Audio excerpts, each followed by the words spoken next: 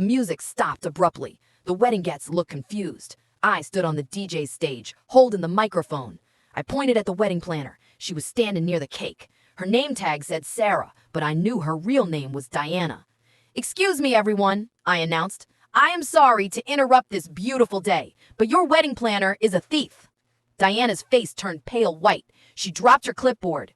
"She stole $10,000 from me, and she ghosted me a week before my wedding." The bride gasped and looked at Diana. "Is this true?" she asked. Diana tried to run for the exit, but two police officers stepped in.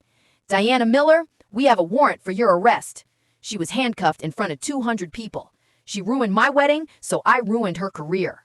Let's go back 3 months. I was stressed about my wedding. I worked full-time. I didn't have time to plan. So I hired Diana. She had a beautiful website, 5-star reviews. She seemed professional and kind. "I will handle everything, Sophie," she said. "Just give me the deposit and I will book the vendors." The deposit was $10,000. It was my entire savings, but I trusted her. I wrote the check. She gave me a hug. "It's going to be perfect," she promised. For 2 months, everything seemed fine. She sent me updates. "The florist is booked. The caterer is locked in." I was relaxed and happy. I thought I was in good hands. 1 week before the wedding, I called the caterer, just to confirm the menu choice. "Hi, this is Sophie," I said. "I'm calling about the wedding on the 12th. There was a long silence. "I'm sorry, Sophie," the manager said. "We don't have a booking for you." "What?" I asked. "Diana said she paid you last month." "No," he said. "We never received a deposit." My stomach dropped. I called the florist. No booking. I called the venue. No booking. I drove to Diana's office. The sign was gone. The windows were dark. The door was locked. Through the glass, I saw an empty room. She was gone. And so was my money. I sat in my car and cried. My wedding was ruined. I couldn't afford to pay again. I went to the police. "It's a civil matter," they said at first, "unless you can prove fraud. We can't find her." I went home and opened my laptop. I became an FBI agent. I searched her name. Nothing. I searched her image. Bingo. I found a new Instagram account. Sarah's Dream Weddings. It was her. Same face, different name. She had posted a photo that morning, setting up for a beautiful wedding this Saturday at the Grand Hotel. She wasn't hiding. She was working. She was stealing from someone else, just 2 towns over. Saturday came. It should have been my wedding day. Instead, I was putting on a blazer and driving to the Grand Hotel. I called the police on the way.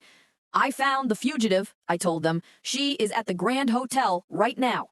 I have the contract she signed. I have the cash check." The police agreed to meet me there. I walked into the ballroom. The reception was in full swing. The bride and groom looked happy. I felt a pang of jealousy. That should be me. Then I saw her, Diana, or Sarah. She was fixing the bride's train, acting like the perfect planner, smiling that fake smile. The police officers waited in the lobby. They told me to identify her. I walked up to the DJ. "Can I make an announcement?" I asked. He handed me the mic.